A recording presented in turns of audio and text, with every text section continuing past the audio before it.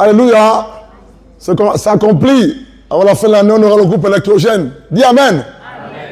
Ce n'est pas l'argent de la caisse, mais Dieu va faire un don. Amen. Bon, il va passer dans la caisse, il y a trop d'émissions. Donc, qu'est-ce qu'on disait au départ, avant que le courant ne parte? Je ne me rappelle plus, hein? Oui, frère. Nous disions que la croissance physique dépend de paramètres tels que l'alimentation, la prise en charge des parents et Dieu. C'est très bien. Par contre, la croissance spirituelle est de notre responsabilité en tant que chrétien. Tu notes, non? Tu as noté ce que tu dis là? Non, non, ça pas dans la tête. Il est merveilleux, lui. C'est très bien. Donc, la croissance spirituelle est la responsabilité du chrétien lui-même. Alléluia. Et Dieu t'accompagne seulement. Voilà, Dieu nous accompagne. Et là, je voulais tirer un exemple. Ou une comparaison. C'est là où je voulais en venir. Merci pour le rappel. Et ce que je voulais dire avant que le coin ne coupe, mais revenu en fait. C'est un peu comme cet élève. Vous vous rappelez, je le dis, non? Qui va au banc de l'école. On le prend, voici la jeune élève, assois-toi, le professeur dispense le cours. Mais si elle, en tant qu'élève, ne fournit pas des efforts personnels à la maison, au quartier, les recherches, étudier, réviser, elle ne va jamais s'en sortir. Pourquoi plusieurs de nos enfants échouent à l'école? C'est pas qu'ils sont bêtes. Dieu n'a pas créé une personne bête, dis ça à ton voisin. Dieu n'a créé personne bête. Dis-lui ça. Dis-lui ça. Dieu nous a donné l'intelligence à nous tous. Mais c'est quoi le problème? Les uns l'utilisent bien et les autres pas. Ou ils sont dans le mal, dans la méchanceté, ils sont dans le bien. On est tous intelligents. J'insiste, Dieu n'a pas créé un être humain bête. Il n'existe pas des hommes ou des femmes bêtes dans le langage de Dieu. Maintenant, qu'est-ce qui se passe? C'est parce que les uns ne veulent pas, je parle des élèves ou des personnes, ne veulent pas fournir des efforts dans ce sens en termes de travail, de révision, de sacrifice. Imaginez qu'il y a une classe de 30 élèves et dans cette classe de 30 élèves, il y a un premier et un dernier. Le premier a 15 de moyenne trimestrielle, le dernier a 1. Ça veut dire quoi? Que celui qui a 1 de travailleur, il n'est pas bête. Il y a autre chose qui l'occupe. Si tu as encore dit Amen. Amen. Autre chose l'occupe, les jeux, le football, la télévision, les balades, la PlayStation, la négligence, la paresse. Il n'est pas bête. Changez juste d'environnement. Vous le changez d'environnement, vous l'amenez dans un endroit où il y a plus de rigueur, de travail, de sérieux, de suivi. Il va ça. C'est tout. Ou bien dans la maison, amenez juste ces principes-là, de rigueur. Il va s'en sortir. C'est la même chose avec la croissance spirituelle. C'est la même chose. Dans le Seigneur, quand quelqu'un est né de nouveau ou d'en haut, on bénéficie tous des mêmes choses. Pardon pour les choses, le mot chose ne sait pas, mais je le retire. On bénéficie tous de même faveur, de grâce. Un, on a tous le même sein, hein? Amen ou pas amen? Deux, on lit tous la même heure. Hein? Trois, on écoute tous le même message. Mais comment se fait-il que les uns s'en sortent, les autres pas? Les uns grandissent, les autres pas. Les uns craignent Dieu et les autres pas. Les uns croissent et les autres pas. C'est un manque de volonté personnelle. C'est un manque de volonté personnelle. Je ne sais pas comment je fais pour lire. Je n'ai pas de portable. Alléluia. La croissance spirituelle, en onction, en grâce, en faveur, en connaissance. Parce qu'on doit aussi croître, grandir. Si tu l'as encore dit Amen. On doit aussi croître et grandir dans la crainte de Dieu. Amen. Ça veut dire quoi? La crainte que tu as de Dieu. Quand tu te convertis il y a 10 ans, ou 2 ans, ou 3 ans. Alléluia. Ne doit plus être la même depuis 3 ou 4 ans après ta conversion. La crainte de Dieu doit grandir. Merci, Franck, Dieu te bénisse. La crainte de Dieu doit grandir. Tu vois, le téléphone, lui, c'est juste pour éclairer. D'accord, j'ai compris, merci. On doit grandir. Luc 2, 40, allons-y. On va évoluer. Luc 2, 40. L'enfant grandissait et se fortifiait. Il était rempli de sagesse et la faveur de Dieu reposait sur lui. L'enfant grandissait. L'enfant se fortifiait. Se fortifier veut dire devenir plus fort. Physiquement. Ça veut dire que sur le plan spirituel, toi et moi doit aussi se fortifier. Regardez. Si hier, 2 ans ou 1 an après ma conversion, j'étais facilement ébranlable, ou du moins, si facilement, on me frustrait par rapport aux paroles, si 3 ans, 4 ans, je suis toujours frustré par rapport à certaines paroles, c'est que je n'ai toujours pas grandi. Le caractère doit se forger dans le Seigneur. Et c'est ça, se fortifier. Et cette fortification est à la fois plan physique et spirituel. Ensuite, il dit, et l'enfant faisait quoi encore? Était rempli en sagesse et la grâce de Dieu était sur lui. Regardez, pour que, c'est la torche, c'est mieux? Non, alors, pour que la grâce de Dieu soit sur l'enfant, qu'est-ce qu'il fallait remplir au préalable? Dis-moi ça, Emilienne, s'il te plaît. C'est très bien. Répondez-moi s'il vous plaît. Il dit, et l'enfant croissait et se fortifiait. Il était rempli de sagesse et la grâce de Dieu était sur lui. Avant que la grâce de Dieu ne soit sur lui, qu'est-ce qui s'est passé? Il croissait, il se fortifiait, il était rempli de sagesse. La conséquence c'est quoi? La faveur de Dieu était sur eux. Donc, pour avoir ou bénéficier ou grandir en croissance, ou grandir en faveur ou en grâce, qu'est-ce qu'il faut? Il faut grandir, se fortifier et être rempli. Mais qui fait grandir? Le Saint-Esprit et la parole de Dieu. Qui fortifie? Le Saint-Esprit et la parole de Dieu. Pour qu'un homme soit fortifié dans le Seigneur, il faudrait qu'il écoute la parole de Dieu, qu'il mette en pratique. En plus de l'écoute et la pratique, il faudrait aussi que en plus de l'écoute et de la pratique de la parole de Dieu, il faudrait aussi que la personne fasse quoi? Mettre la volonté à l'intérieur. Sa volonté à lui. Sa volonté. Pour que tu sois ce soir, tu as dû mettre ta volonté, malgré la fatigue de la journée, le soleil, les occupations. Mais en venant, tu as écouté ou tu vas écouter un message qui va te fortifier, vrai ou faux? Certainement, la journée était difficile, ou compliquée, ou chaude. Tu étais irrité, ou on t'a manqué de respect. Mais en écoutant la parole de Dieu ce soir, par le canal du courage que tu t'es mis pour arriver ici, Dieu va te faire du bien. Donc, je veux t'encourager à savoir qu'on peut être rempli en sagesse. Ta sagesse peut croître, augmenter. Ta faveur peut croître et augmenter. 52, Luc 2, 52. On va mieux comprendre ça là-bas. 2, 52. Et Jésus grandissait, il progressait en sagesse et se rendait agréable à Dieu et aux hommes. Dans d'autres versets, c'est écrit, et Jésus croissait en sagesse, en stature et en faveur devant Dieu et devant les hommes. Regarde. Relis le verset 46, s'il te plaît.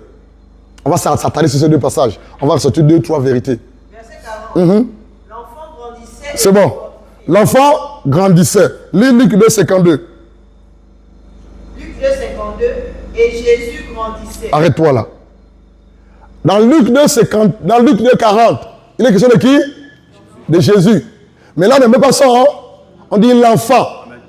Mais dans Luc 2, 52, on met Jésus. Dans Luc 2, 40, ça ne dépendait pas totalement de Jésus, mais de Dieu, parce qu'il était enfant. Mais dans Luc 2, 52, on parle de Jésus, on dit qu'il a une part de responsabilité.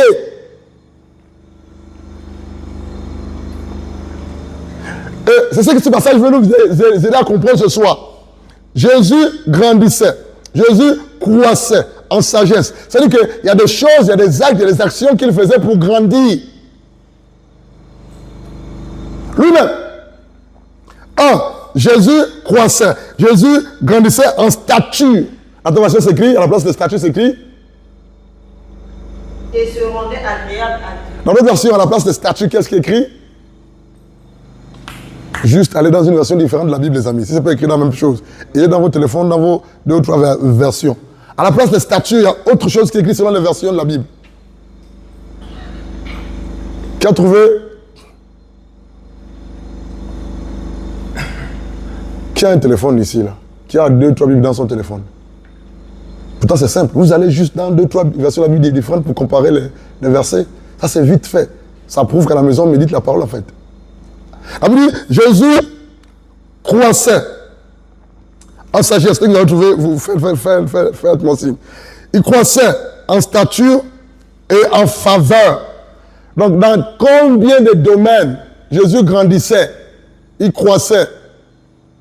Dans combien de domaines? Qui peut répondre à la question, s'il vous plaît?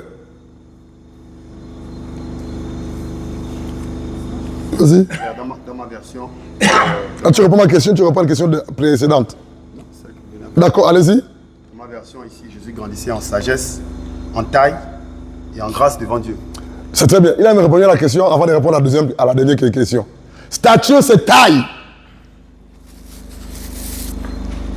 Jésus grandissait en sagesse, en stature, parce que c'est taille, en taille, mais aussi en faveur ou en grâce. Donc, dans combien de domaines Jésus grandissait?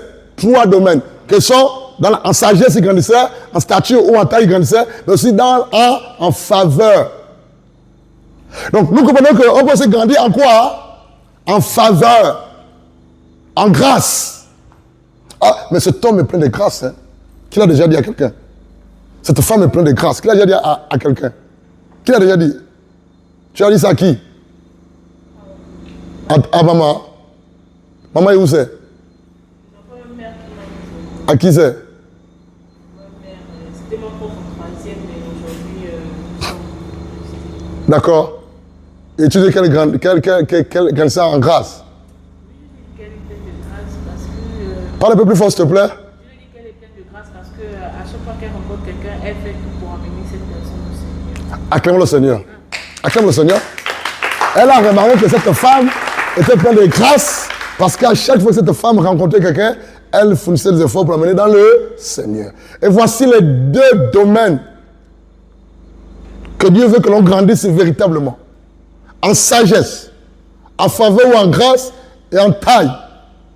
Et la Bible dit que Jésus croissait en sagesse, en stature et en grâce. Moi, je vais vous parler de la croissance en faveur ou en grâce. Qui a remarqué qu'il a grandi en grâce ou en faveur depuis qu'il est né d'en haut? Qui a remarqué ça? J'ai vu 3 doigts. Venez devant. J'ai vu 3 doigts. Venez devant. Venez nous expliquer comment tu as remarqué ça. S'il vous plaît. Mets-toi là, s'il te plaît. Tu as grandi en grâce, donc en faveur. Explique aux autres comment ça s'est passé. Comment tu l'as remarqué. Parle un peu plus fort, s'il te plaît. J'ai remarqué que j'ai grandi en grâce et en faveur. Vas-y. J'ai remarqué que j'ai grandi en grâce et en faveur depuis que je me suis convertie parce que je reçois beaucoup de bénédictions venant des personnes et aussi quand je prêche l'évangile aux personnes, même si ce n'est pas tout de suite, elles finissent par se convertir à un moment. D'accord. Acclame le Seigneur. C'est le constat qu'elle a fait. Oui. Et tu me dis, quelqu'un d'autre qui a levé le doigt? J'ai vu 2 doigts levés ici et un doigt levé ici. Là. Il ne lève plus les mains. Oui, Choum, oui. Laisse juste la caméra, viens. C'est fixé. Après, c'est le 3e frère qui va passer. On va évoluer. Tu as ton micro. Bonsoir à tous. Moi, j'ai grandi en grâce parce que entre le moment où je me suis convertie et maintenant, j'étais quelqu'un de très sensible. La moindre chose me faisait pleurer. J'étais peureuse, j'étais timide aussi. Je n'arrivais pas à venir devant, à m'exprimer et je n'avais pas les dons et les talents que j'ai aujourd'hui. Avant, je ne savais pas filmer, par exemple. Maintenant, par la grâce de Dieu, tu apprends à filmer. Voilà. Avant, tu ne savais pas, par la grâce de Dieu, comment chasser le nom de Jésus. Voilà. Maintenant, tu le fais au nom de Jésus. Voilà, amen. Avant, tu arrives à interpréter un rêve. Maintenant, tu arrives par la grâce à interpréter un rêve. Avant, je ne pouvais pas traduire en anglais. Aussi. Maintenant, tu arrives à traduire en anglais. Voilà. Et c'est ça la croissance, acclame le Seigneur. C'est ça la croissance en grâce. Et c'est un bel exemple. Et c'est à cela qu'il nous attend. Oui, mon ami, viens. Tu as quelque chose à ajouter, non? Bonsoir à tous. Bonsoir. Bonsoir. Vraiment, je bénis Dieu parce que je crois que, je le confesse, que j'ai vraiment grandi en grâce. Premièrement, parce que je vois la parole de Dieu a trouvé place en moi. D'accord. Il y a beaucoup de choses qui ont changé en moi. D'accord. Plus que je vois, il y a certains de mes frères ou certains de mes amis, lorsqu'ils me rencontrent, ils veulent être déjà ceux que je suis aujourd'hui. D'accord. Et je crois que vraiment, j'ai grandi en grâce. Amen. Alléluia. Gloire à Dieu. Quelqu'un veut dire quelque chose? Quelqu'un veut dire quelque chose? Il y a un micro. Ça passe, c'est très bien. Et Dieu veut que l'on... Tu veux dire quelque chose? Julien doit lever là-bas. Ça doit lever, eh bien c'est juste la main qui a bougé. D'accord. Jésus croissait en faveur. Lorsqu'on parle de faveur, on a dit la dernière fois que c'est vraiment cette bénédiction imméritée, alléluia, que Dieu nous donne, surnaturellement ou sur le plan physique. Et lorsqu'on grandit en grâce ou en faveur, ça se voit aussi sur le plan physique. Des frères et des sœurs peuvent témoigner, remarquer que lui là, hier il est venu dans le Seigneur, on l'a vu, mais là on voit telle grâce, telle grâce, telle grâce, telle grâce. Alléluia. Frère, on doit voir ça. Arrête de dire que c'est un Dieu et moi. Ou c'est Dieu qui connaît. Ça se voit même dans la façon de servir, de parler. Ça doit se voir et se sentir. Et je vous assure que aspirons à ce type de croissance.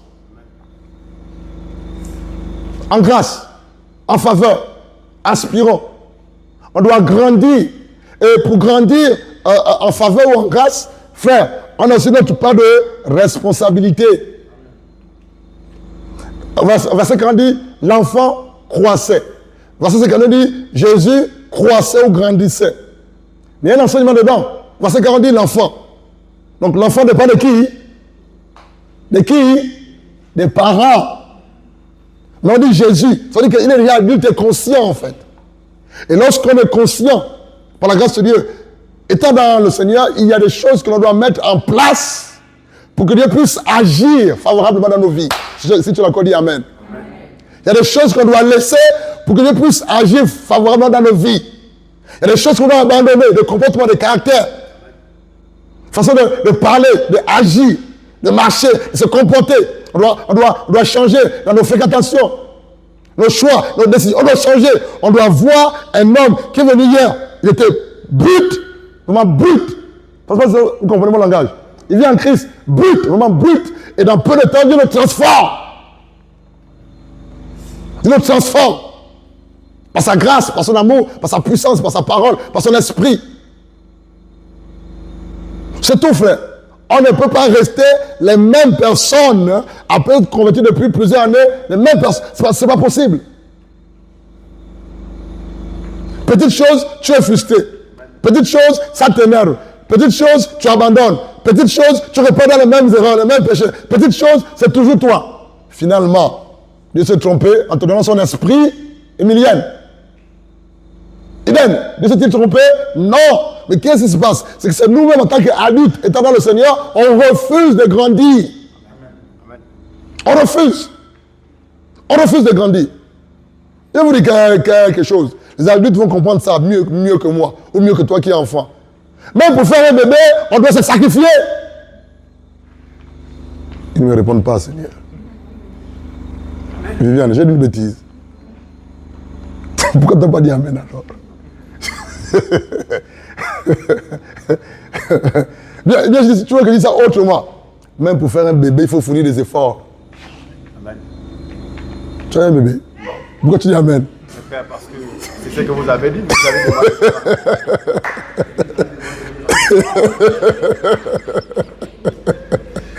il est merveilleux, lui.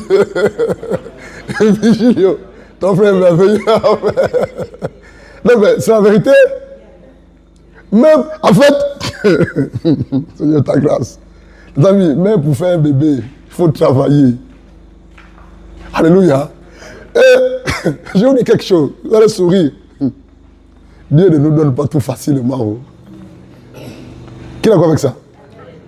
Même quand Dieu veut te bénir, il veut aussi que tu aies quelque chose à faire. C'est ce qu'il faut comprendre.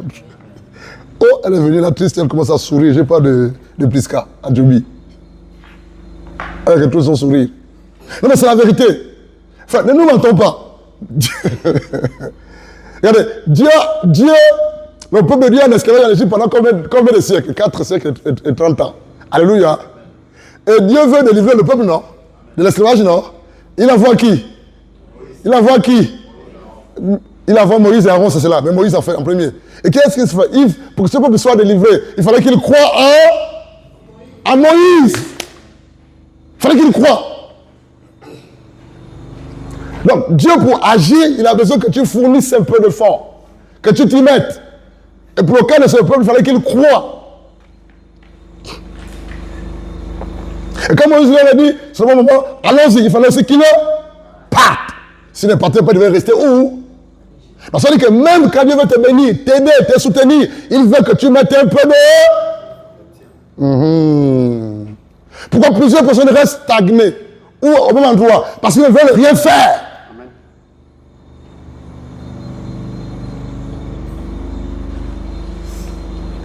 Pour aller conquérir Cana, écoutez, on parle de la croissance. Pour aller conquérir Cana, c'est une bénédiction de Dieu, non, vrai ou faux?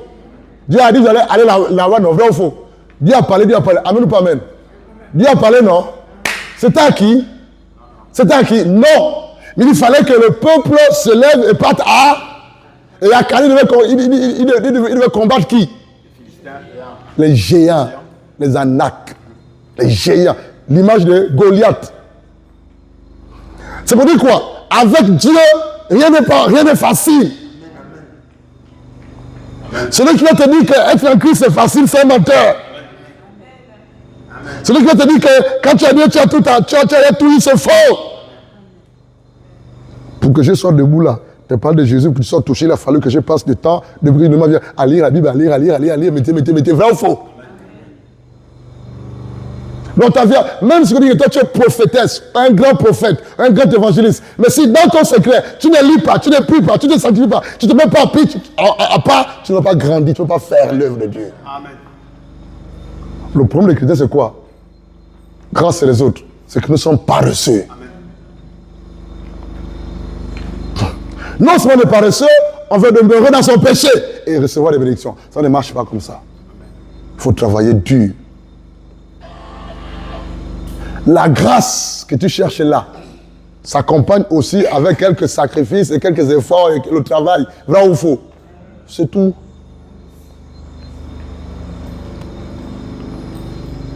Qui sait pourquoi est-ce que Dieu a chassé Adam et Ève du jardin d'Éden? Qui peut répondre à la question? Ce n'est pas une question piège, vous avez la réponse, n'hésite pas. Oui, Aimé. C'est très bien, réponse claire, la désobéissance. Ils ont péché. Qui sait pourquoi est-ce que Dieu a mis un chérubin devant l'entrée du jardin d'Éden pour... Oui, Aimé. Tu ne touches pas le fruit de l'arbre de la connaissance de Dieu. L'arbre de la connaissance de la vie éternelle. Il a blanchi deux arbres en fait. Il a déblanché deux arbres. En fait, c'est bien, mais on va juste bien dire ce qu'il a dit, hein, un peu mal. Amen. C'est bien en fait. En fait, il le sort à couleur de désobéissance. Et pour que, parce qu'il savait que, en le sortant, s'il n'y avait pas de chérubin devant l'entrée, il devait encore. Pourquoi faire?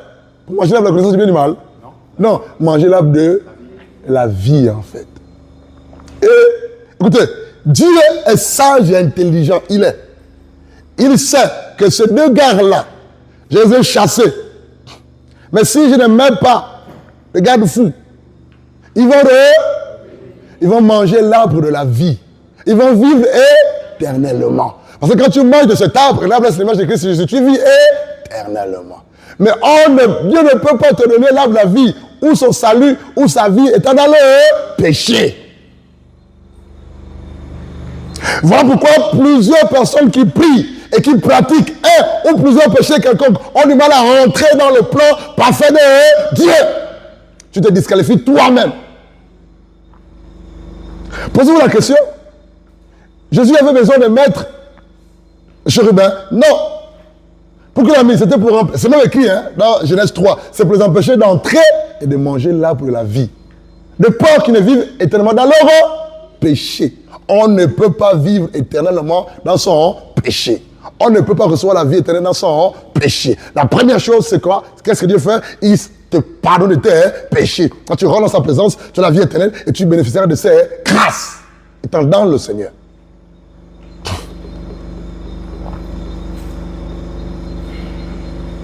Comment grandir en grâce et en sagesse? Comment grandir en grâce ou en faveur? Un, en se nourrissant de la parole de Dieu. Deux, en mettant en pratique la parole de Dieu. Quand je parle de se nourrir, c'est écouter, hein, alléluia. Écouter, se nourrir la parole de Dieu. Mettre en pratique la parole de Dieu. Trois, mais aussi simplement quoi? En étant soumis aux instructions de Dieu. Donc à la voix de l'Esprit de Dieu. 4. En payant le prix. Parce que tous, on ne paiera pas le même prix. Il y en a qui refusent d'en payer. J'ai réprimandé, je crois que ça remonte à 2 ou 3 jours à la maison. L'un de mes enfants à la fois, je les ai réprimandés sévèrement. Sévèrement. J'espère qu'ils ont compris. Sévèrement. Vraiment sévèrement. C'est pas si, peut-être même qu'ils ont passé, mais l'homme là quoi avec nous aujourd'hui là. J'étais radical et dur avec eux. Mais c'est qu'ils ont compris, je crois. Parce que je les vois là ce soir. C'est quoi le problème des chrétiens que nous sommes? C'est qu'on ne veut pas payer le prix. On veut seulement être béni. On veut être utilisé par Dieu comme ça là. Même pour que Moïse devienne le plus grand prophète, il a fallu qu'il croie en qui? Au Seigneur. Et qu'il fasse ce qu'il lui a demandé de faire. Si Moïse ne serait pas parti d'Égypte, on ne devrait jamais parler en tant qu'un grand prophète. Il a dû se priver. Il a dû payer un prix. Repartir là où il a assassiné quelqu'un. En partie pour être arrêté, vrai ou faux. Et en plus, il est quand même reparti. Abraham, pour que son nom devienne grand, il a dû payer il s'est séparé de ce qu'il aimait. Sa famille, sa patrie, son pays.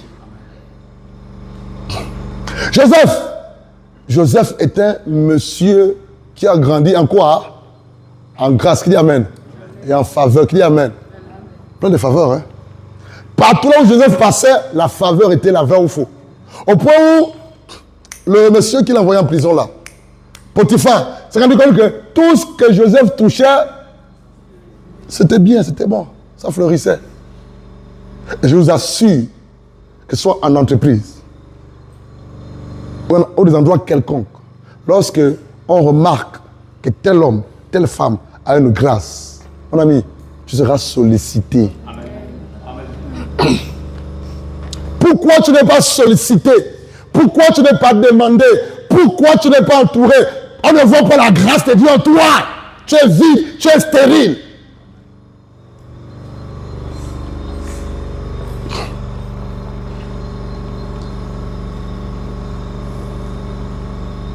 Joseph, il a commencé tout petit, même depuis dans sa maison.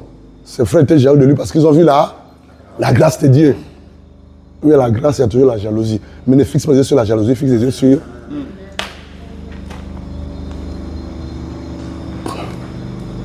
Le gars, il est même en prison. Joseph en prison. Mais c'est lui qu'on nomme responsable de tous les détenus. Oh, quelle grâce. Le gars, il sort de prison pour aller rencontrer le roi. Pharaon, c'est ça, non? À l'instant, on le nomme Premier ministre. Premier ministre. Ou intendant de finances d'Aaron et du pays, en fait. Intendant, je veux dire. Quelle grâce. Mais vous savez d'où Joseph a eu cette grâce-là? De peine, de difficultés, de rejet, d'abandon, de prison. C'est là que la grâce ne faisait que grandir, croître. La grâce de Dieu grandit aussi dans les épreuves et les difficultés, frère.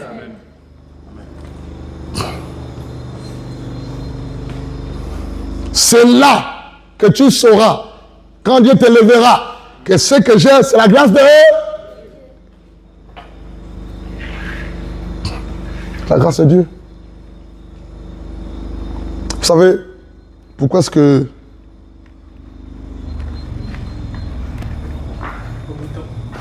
Tiens-toi, arrête. Vous savez, merci que Dieu te bénisse. Vous savez, pourquoi est-ce que les hommes et les femmes que Dieu élève dans l'église, après être élevés ou avoir reçu une grâce, abandonnent Dieu? Vous savez pourquoi? Tu peux répondre à la question. Oui, mon ami. Pour moi, je me dis que c'est parce qu'ils oublient ou ils ne reconnaissent pas là où Dieu les a pris. C'est très bien. Quelqu'un d'autre? Oui, Dan qui me regarde. D'accord. Quelqu'un d'autre? Oui, Aimé. Non, André, c'est André. Aimé, c'est l'autre. Oui. D'accord. Oui, l'étudiante. Parce qu'ils n'aiment pas Dieu. Ils n'aiment pas Dieu, qu'il te bénisse. Ils ne connaissent pas là où Dieu les a pris. Ils oublient ce qui s'est passé avant d'être en haut, bien être amené à cet endroit-là. On a reçu cela. Vous remarquerez que les hommes et les femmes dans l'église, on a quoi? Qui ont été bénis par Dieu, qui ont eu des grâces ou des nominations, ou qui Dieu a élevé, pour qu'ils abandonnent après. Après, ils n'ont pas de temps pour Dieu, pour l'œuvre de Dieu, pour le service. Vous savez pourquoi? Ils n'aiment pas Dieu, ils ne sont pas reconnaissants.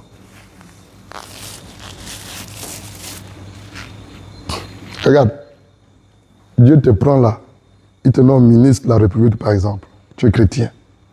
Et à cause de ta nomination de ministre de la République, tu n'auras plus le temps pour Dieu, pour l'œuvre de Dieu, pour les affaires de Dieu. Ça veut dire quoi? Tu es malade en fait. Amen. Tu dis à Dieu, tu t'es trompé. Il fallait me laisser là où j'étais. Mais tu vas redescendre le plus tôt possible. La petite expérience que j'ai, toutes les personnes que Dieu, au milieu de nous, que Dieu a élevées en finance ou dans le travail, qui sont mal comportés, qui ont mis plus le temps, qui ont mis plus de temps à leur travail, à leur élévation, ils ont pris le travail. Amen. Donc Dieu a mal pensé de te donner du travail en fait. Après tu as dit non, c'est le travail qui me prend c'est le travail qui me prend le temps. Bon, comme je vais te prendre le temps, Dieu va te dire, bon, je t'arrache ça, comme ça tu as du temps pour moi. Acclame le Seigneur.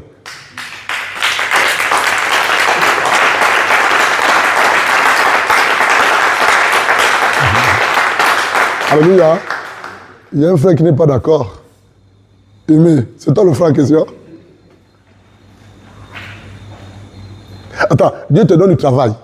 Tu as prié, il te donne du travail, vrai ou faux? Et puis tu n'as plus du temps pour Dieu, pour ses affaires, pour son royaume. Bon, pour que tu aies du temps, qu'est-ce qu'il va faire? Je t'arrache le travail, ça tu as le temps pour moi.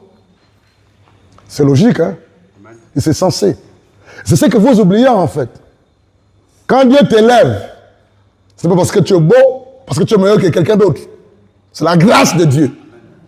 Il peut faire autant à une autre personne. Mais l'erreur que l'on commet tous, si tu es honnête et si tu as vécu dans l'église pendant 2 ou 3 ans, c'est les mêmes erreurs que tout le monde commet. Quand Dieu les élève, quand Dieu leur donne un meilleur travail, une meilleure position, un peu plus d'argent, ou leur affaire marche, leur entreprise marche, ou leur projet marche, ils oublient Dieu, ils oublient le temps pour Dieu, pour le royaume de Dieu, pour les affaires de Dieu. Ils mettent plus d'accent dans leurs affaires.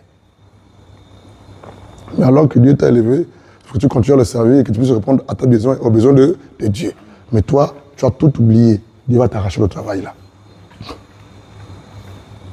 Je parle par expérience. J'ai 8 ans, 9 ans dans le ministère public.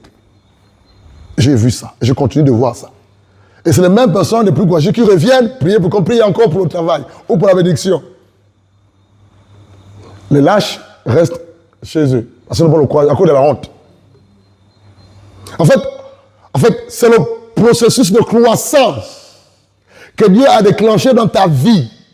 On doit grandir dans tous les domaines en tant qu'enfant de Dieu. On doit grandir, on doit croître, on doit pousser, on doit se développer. Et les païens disent souvent dehors, mais où est ton Dieu, vrai ou faux? Où est votre Dieu, vrai ou faux? Parce que les païens, on dit aux païens que le Dieu est tout puissant, trop grand, vrai ou faux? Mais quand les païens nous regardent, ils peuvent se rendre compte que notre Dieu n'agit pas. On est les mêmes personnes. En fait, ce qu'il faut comprendre, c'est que c'est nous qui empêchons Dieu d'agir. Parce qu'on se comporte mal. On confond les choses. On oublie les choses. On oublie ce que Dieu a fait. On oublie où Dieu nous a pris. On oublie ce que Dieu nous a accordé, ce que Dieu nous a donné. On oublie que ce salut, c'est sa grâce. La vie, c'est sa grâce. Le travail, c'est sa grâce. Les enfants, c'est sa grâce. La joie, c'est sa grâce. La paix, c'est sa grâce. Son debout, c'est sa grâce. On va oublier tout ce que Dieu nous a donné pour se concentrer sur la bénédiction.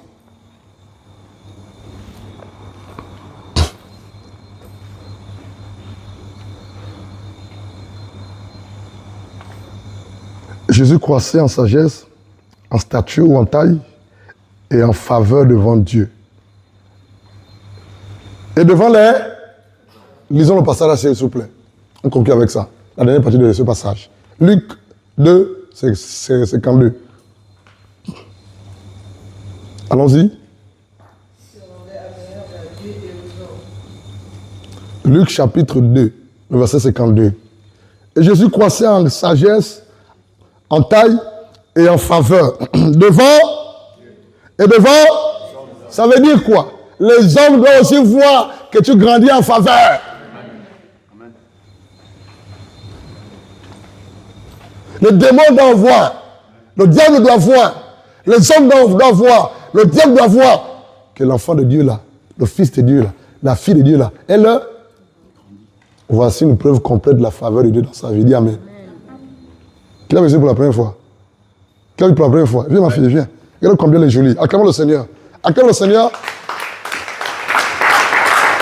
Acclame bien. Choum. Tu as vu, viens, Choum, viens, s'il te plaît, viens ma fille. Tu l'as vu ici? Peut-être que si elle a dit que non, parce que ça vient ne dit pas la vérité. C'est ça, non? Elle va dire à ta place. Tu as vu la première fois quand tu es venu ici? Oui, je l'ai vu. Elle était comment? Elle était bizarre. Et comment elle est là?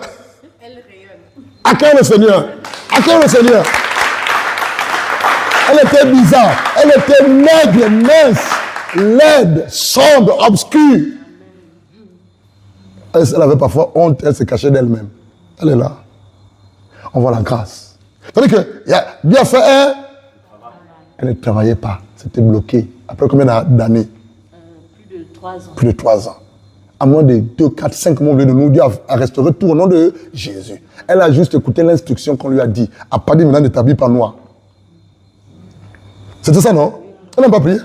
C'est pas ça. Au bureau, ne t'habille plus en noir. Le jour est devenu noir partout. Ne t'habille plus en noir. Je n'ai pas dit que le noir c'est un problème, Aimé. Parce que toi, tu réfléchis beaucoup. Donc, Aimé, lui, réfléchit beaucoup. Et ensuite, elle dit, viens écouter l'enseignement le mardi, le vendredi, elle est dimanche. Elle n'est jamais tombée quand on a prié pour elle. Jamais. Elle a juste mis en pratique l'instruction. Et Dieu a transformé. Si je m'en dis, c'est que c'est faux. C'est la vérité. Elle a grossi, elle a occupé son corps. L'autre grâce, c'est le mariage qui va arriver. Amen. Alléluia. Acclamons le Seigneur pour sa vie. Tout à fait, merci. Et dis-moi, quand les hommes te voient dehors, ils disent quoi? Non, reviens, c'est parfait. Vous ne me connaissez pas, vous. Je suis content. Ça m'encourage à servir le Seigneur. Quand les hommes te voient dehors, ils disent quoi? Dis-leur ça. Il y en a qui s'étonnent vraiment. Ils disent quoi? Oh, c'est toi. Oh, c'est toi. Je dis oui, c'est par la grâce de Dieu. Acclame le Seigneur, acclame le Seigneur. C'est toi, ma fille. Frère, voilà pourquoi Luc 2,52 dit quoi? On doit grandir en grâce, en faveur, devant Dieu, devant les hommes. La Bible ne dit pas devant les hommes, et devant Dieu. Devant Dieu d'abord, et ensuite les hommes. C'est parce que c'est d'abord Dieu qui fait le travail. Et les hommes remarquent ce que Dieu fait. Mais pour que les hommes remarquent ce que Dieu fait, il faudrait que tu appartiennes à Dieu, que tu le connaisses, tu le craignes et que tu fasses sa volonté. Devant Dieu, devant les hommes. Mais nous, on fait quoi? On cherche d'abord à plaire aux hommes. On cherche d'abord ce qui est terrestre. C'est devant Dieu et ensuite devant les hommes. Frère, je m'arrête là aujourd'hui. Je me rappelle quand j'étais à Koulamoutou, élève, quand j'avais à Libreville pour les études, et quand j'ai décidé de la marier, j'étais toujours étudiant. Ah, Seigneur. Allez regarder les vidéos, il y a cela 5 ans, 6 ans en arrière. Amen. Choum, cherche une vidéo de 7 ans, 8 ans en arrière, là où j'étais, tu vois, non? Tu balances ça ce soir, s'il te plaît. Vous allez comparer avec le blanchard d'aujourd'hui, là. Oui, Aimé. Aimé, viens parler là. Moi, c'est ton celui qui m'interpelle. On conclut avec toi, Aimé. Tu es vraiment content aujourd'hui, hein? Amen. Je confirme ce que le pasteur dit. Une fois que tu es en train de regarder une de ces anciennes vidéos, je crois que ce vidéo-là, il n'y a pas encore. Ma femme dit, ah, le pasteur, il revient. Quand tu es dans la chambre qu'elle a gagné, elle revient de loin. On se dit à Harry, donc peut-être pour continuer la parole. On doit grandir, acclame le Seigneur. On doit grandir dans tous les domaines. Alléluia. Dans tous les domaines, on doit grandir. Parce que notre Dieu est grand, est tout puissant. C'est ce message de quelques minutes, la croissance en grâce, que Dieu a mis à cœur, par la grâce de Dieu. Je ne peux pas être là ce soir pour partager. J'étais vraiment un peu attesté par une mauvaise nouvelle que j'ai reçue. Je crois que Dieu est bon et il m'a donné la force. Je ne peux pas être là aujourd'hui là. Que Dieu soit béni. Alléluia. Prions au Seigneur que toute la gloire lui revienne. Bénissons le Seigneur.